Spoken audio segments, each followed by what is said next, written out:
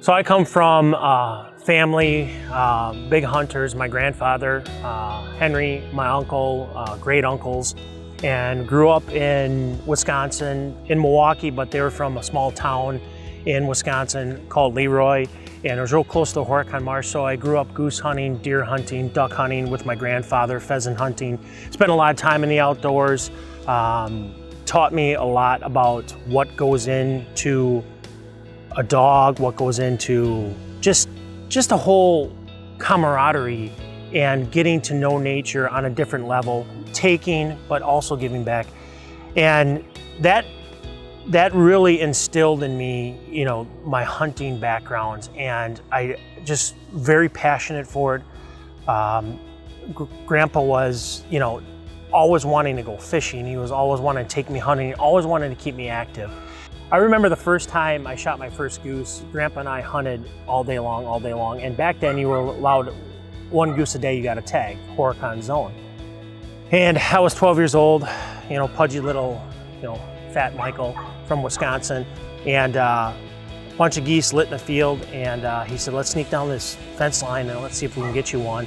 Well, here we're sneaking down the fence line and they start getting real restless and they start flying up, and he goes, get up and shoot one. And I shot that goose and I handed him the gun, and then he started shooting because he had a tag too. But I was so excited that I got my first goose, and that memory on how we slid down that fence line and how just the noise them geese were making and how they lit, and I could just take me back, and I can smell that gunpowder and that old Savage 20 gauge in my hand.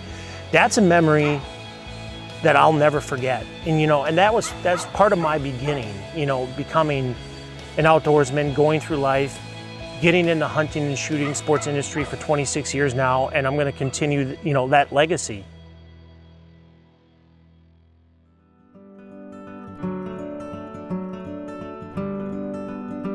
So Michael, Kate, the whole point of teaching your dog how to hunt an area is because when we get him to the stage where he's actually going out to pick birds, the point is to be able to get your dog to the fall area, what we call the hunt area, stop them, ask them to get their nose down. Then the most important thing once you get them there is be quiet. Our job is to get them there, then it's their job to find the bird and bring it back to us. Does that make sense? Yeah. I see a lot of people overhandle their dogs. They want to handle them right to the bird. That's not really the point. Why have this big, beautiful nose on them if you're going to do all the work? So it's their job once you get them there to just stop them, ask them to hunt, and then it's their job to find it and bring it back to us. Make sense? Yep. Good. So I'm gonna leave him there, stay. I'm not gonna take my eyes off him because I don't want him to break here. Stay.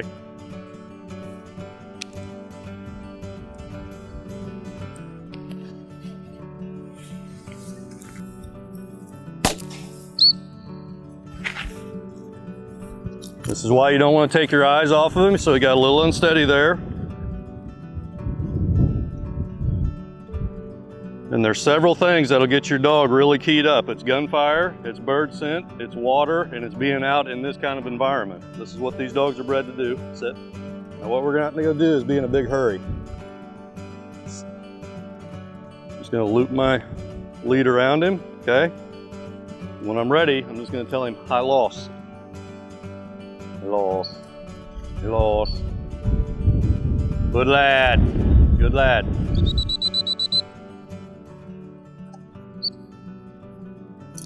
You can see how excited he is. Don't worry about the delivery right now. That comes later.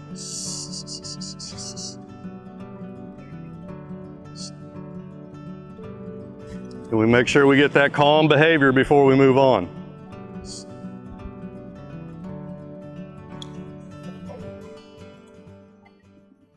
Good lad.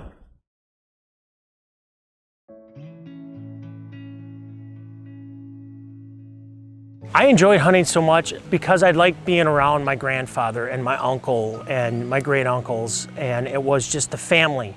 It was sitting down and talking about that day and what we could do better, who we were going to get permission for, you know, to hunt the next day. It just kind of put everything together, and being a young boy, being part of that group, that elder group, made you feel like you were part of that circle. And it really brought me around to know that I could one day pass this on and be a leader in that, because I saw all these older folks, politely saying, taking me and mentoring me and showing me the way on how things are done. And it's just passing it on, like Kate. Like we do youth hunts and organizations, and we put things together just to see the smile on their face. That's what they must have saw in me. And I'll never be able to let that go.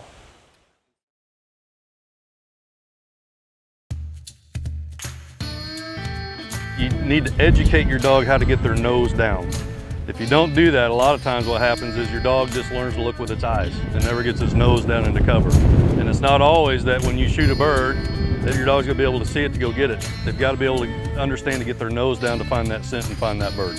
He's not rock steady yet. He's not at that point in his training, so his delivery's not gonna look real good, but that's not the point of this exercise. It's just to educate him on how to get his nose down, okay? And what we're gonna use today is we'll start out with a dummy that gives a lot of scent, and we're also gonna put a little bit of gunpowder in it. When you hit a bird with shot, that shot actually has gunpowder scent on it, and they'll learn to pick up on that gunpowder scent along with the bird scent. So it's a good habit to get into, especially when they're at this age, young, to go ahead and get them used to looking for that gunpowder scent.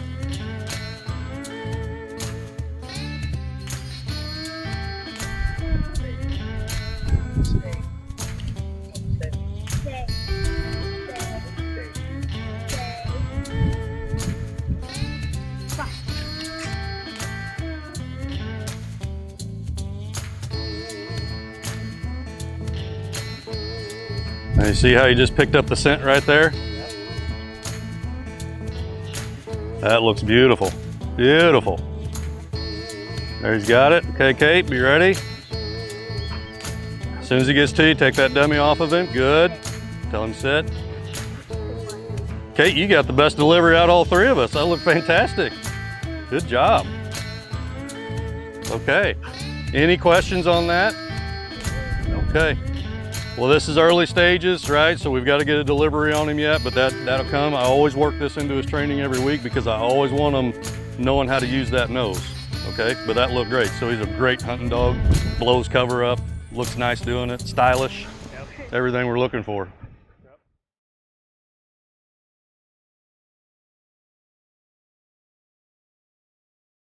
Kate has been out duck and goose hunting with me since she's been 5 in the layout blind. She used to sit there and be our flagger, stand outside the layout blind, and she'd flag and flag and flag, and she'd run out there with the dogs and retrieve the ducks and geese. So since 5, she's been coming with. So it's one of those things where, you know, you never think it's going to happen, and it ends up happening, you know. Cool thing about it is that all these guys I hunt with, you know, they all had kids and still have kids, and they just welcome it, you know, get out there and do it. And she has her calls and she blows, and when she was little she'd blow the reeds right out and nobody cared, you know. It's kind of cool. The reasons why I enjoy hunting have completely changed. Ever since Kate was 5, she was in a blind with me, whether it was a turkey blind, a tree stand, a layout blind, sitting in the cornfield. And just to see her excitement when she would pop out of that blind and just start flagging and just blowing that call. And the guys were great about her doing it.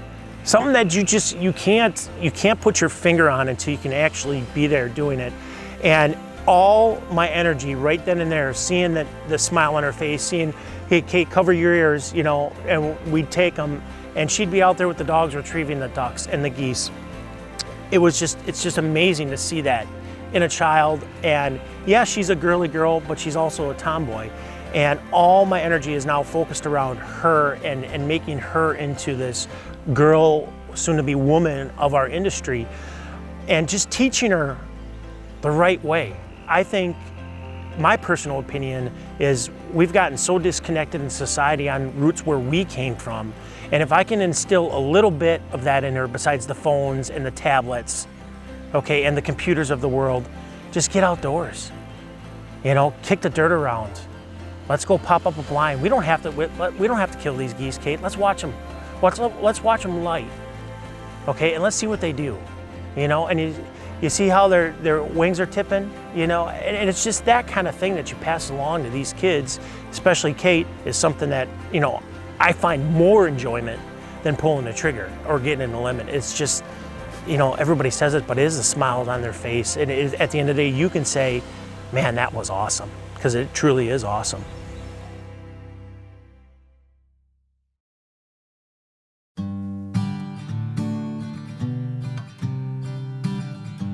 So when we first got Henry, Josh sent us home with some homework, and that was the lost. When they got old enough, you started with kibble, and you throw it in the grass, and you would say lost, and they go use that big nose of theirs, that elephant of a nose, and look for that kibble, and he's lost. And we worked our way up to tennis balls, right? And Henry would be in the grass, looking for the tennis balls, lost, lost, lost, and then we graduated to bumpers, okay? So we were talking about that earlier, and that's how we just get that dog conditioned to hunt. As Josh said earlier, they have this big, powerful nose, and that's what we want them to do when they get into that grass looking for that bird, is that lost. Start with the kibble, tennis balls, and bumpers, and they have this natural drive, and that's what they're here for.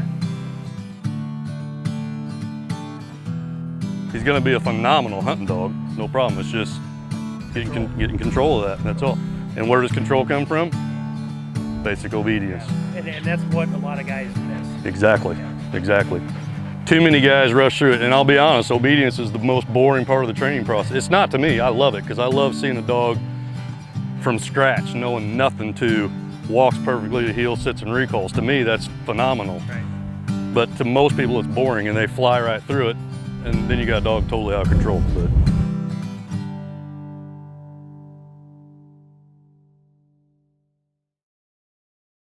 But it's just something inside me. When I was little, I was like, this is really awesome.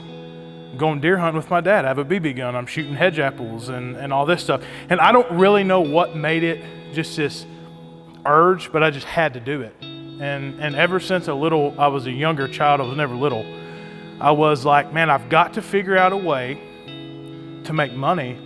And man, how awesome would it be to make money by hunting and fishing?